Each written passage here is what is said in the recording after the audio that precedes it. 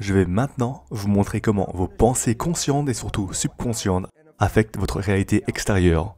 700 trillions de volts d'électricité dans votre corps en ce moment.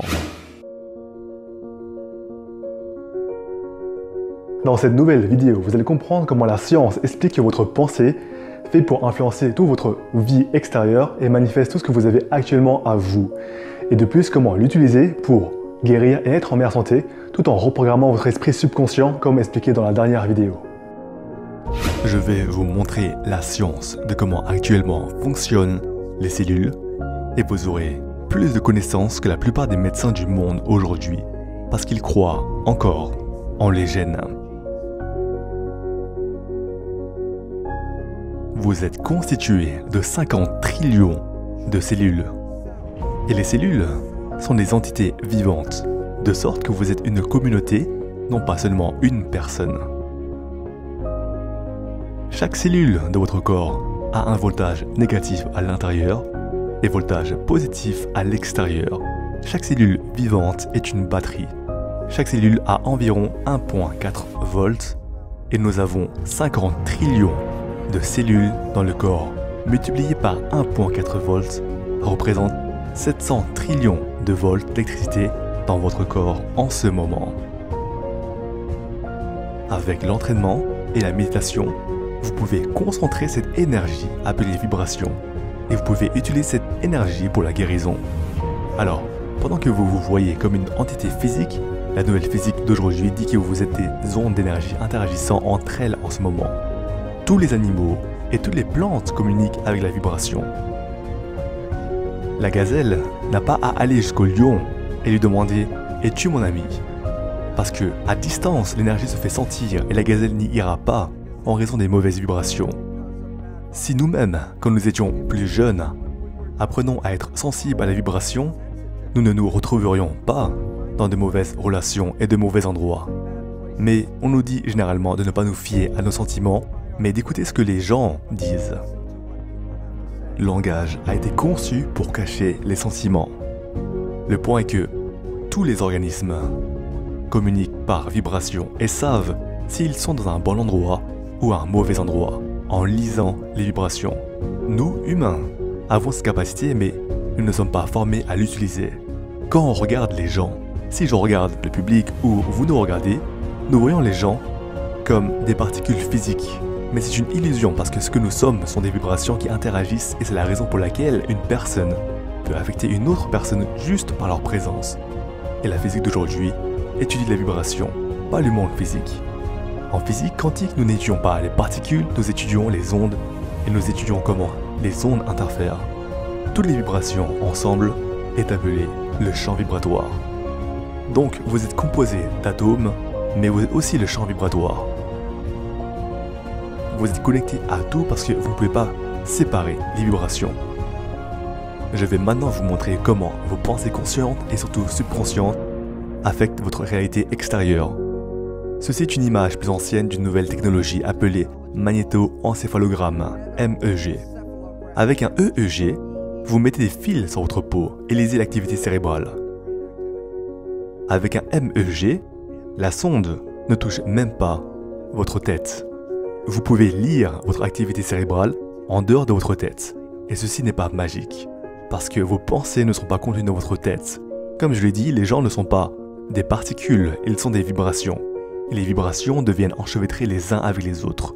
Les personnes avec qui vous êtes proches, vous êtes connectés avec. Et beaucoup de personnes sont familières avec ceci. Si vous pensez à quelqu'un, et vous parlez de quelqu'un, comme si je dis « Oh, je n'ai pas vu mon ami John depuis 10 ans », et le téléphone sonne et c'est John. Ou une lettre arrive et c'est le courrier de John. C'est comme le placebo, nocebo. Quand vous pensez des pensées très positives de quelqu'un, ils font un effort d'entrer en contact avec vous. Mais cela fonctionne dans les deux sens. Si vous avez une pensée négative à propos de quelqu'un, où qu'il soit, ils vont créer des discussions négatives sur vous. Alors, il est très important de prendre conscience de vos pensées et vos jugements. Car ils ne sont pas seulement connectés à vous, ils sont connectés aux gens dont vous parlez. Et donc les gens savent déjà que si vous avez la bonne fréquence, vous pouvez faire un verre en cristal exploser. Ça s'appelle la résonance harmonique ou interférence constructive. Vous êtes comme un diapason avec votre cerveau et vous diffusez des fréquences avec vos pensées conscientes et surtout subconscientes. Quel gobelet va répondre à vos pensées? Celui qui est harmoniquement en résonance avec vos pensées. Si vous vivez dans la peur, vous n'allez pas activer le Dalai Lama, mais vous pouvez faire en sorte que Scarface apparaisse. Alors quand vous avez des pensées, vous excitez et activez ces choses dans le monde qui sont connectées à votre pensée. Quand un agresseur essaie de choisir quelle personne il va attaquer, lequel il va choisir entre les différentes personnes marchant dans la rue? Celui qui a le plus peur. Parce que celui qui a le plus peur va raisonner. Et cela signifie que l'agresseur n'a rien d'autre à faire que crier et la victime lui donnera ce qu'il veut. Alors que cela fonctionne pour les individus, cela est très puissant quand un groupe entier de personnes ont la même pensée. Vous ne pouvez pas faire la guerre à moins que assez de personnes sont prêtes à faire la guerre.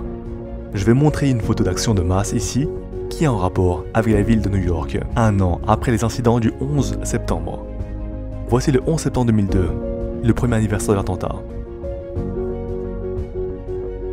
Qu'est-ce que tout le monde à New York pense ce jour-là? Eh bien sûr, le numéro gagnant est 911.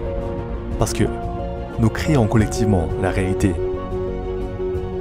Donc, quand vous vous regardez, vous n'êtes pas une entité unique, mais vous êtes une communauté de 50 trillions de cellules. Mais il est important de comprendre le mot communauté. Chaque cellule est intelligente. Mais quand ils sont dans une communauté, ils abandonnent leur intelligence personnelle et répondent à la voix centrale. Afin que la communauté représente une chose appelée un organisme. Et dans cette communauté, une cellule doit suivre ce que la voix centrale dit. Et si la voix centrale dit mourir, les cellules vont mourir. Et la voix centrale, c'est l'esprit subconscient. Et je vais vous parler de la nature des deux parties de l'esprit et pourquoi nous avons parfois du mal à contrôler notre vie. Donc, ce que je voudrais parler est le rôle de comment cet esprit fonctionne. D'abord, il y a des signaux de l'environnement interne et externe. Le cerveau, la fonction du cerveau est de percevoir les signaux et puis interpréter ces signaux. Et ensuite, envoyer les informations aux cellules pour contrôler le comportement et la génétique. Ainsi, la fonction du cerveau est la perception et de cela créer l'esprit. Maintenant, nous avons entendu parler de quelque chose appelé l'effet placebo. L'effet placebo est quand vous avez une pensée très positive que quelque chose peut vous guérir. Même si vous ne le savez pas, mais c'est juste une pilule de sucre. Mais si vous croyez que c'est le vrai médicament, alors vous pouvez vous soigner avec. Donc la pilule ne vous a pas guéri, c'était la pensée qui vous a guéri. Les statistiques révèlent qu'un tiers de toutes les guérisons médicales, y compris la chirurgie, sont les résultats de l'effet placebo. Maintenant, le problème est que l'effet placebo fonctionne que quand vous avez une pensée positive. Qu'en est-il de la pensée négative? Et c'est ce que la médecine ne vous dit pas. L'effet de la pensée négative est appelé l'effet nocebo. Et avec le même pouvoir que la pensée positive peut vous guérir, la pensée négative peut vous tuer. Ils ont tous les deux le même effet. L'un est positif, l'autre est négatif. Mais les effets sont exactement le même. L'un va vous guérir et l'autre peut vous rendre malade. Le point est que la pensée négative peut créer tous les effets de la chimiothérapie. Maintenant, pensez-y. Si un médecin vous dit que vous avez une maladie, ou le médecin vous dit que vous allez mourir, et vous croyez le docteur parce que c'est un professionnel, la croyance vous donnera une maladie et peut vous faire mourir. Aux États-Unis, dans le sud, il y a un groupe religieux appelé les baptistes fondamentalistes. Et ce groupe travaille sur eux-mêmes dans un état d'extasie religieux. Ils croient que Dieu les protège. Et donc, ils vont travailler avec des serpents toxiques comme les serpents à sonnettes. Et ils vont même se faire mordre par le serpent et rien ne leur arrive. Maintenant, regardez cela. Certains d'entre eux vont boire de la strychnine en dose toxique. Et quand ils sont dans cet état de croyance, cela ne les affecte pas. Donc, si vous pouvez boire du poison toxique, alors pourquoi nous inquiétons-nous tant pour les toxines dans la nourriture, dans l'air que nous respirons et tout le reste?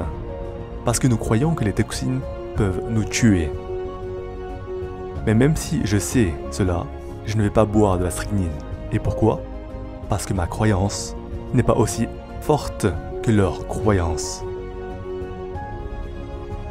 Donc, si nous étions durant notre croissance programmés avec de plus fortes croyances, nous serions beaucoup plus puissants que nous le sommes aujourd'hui.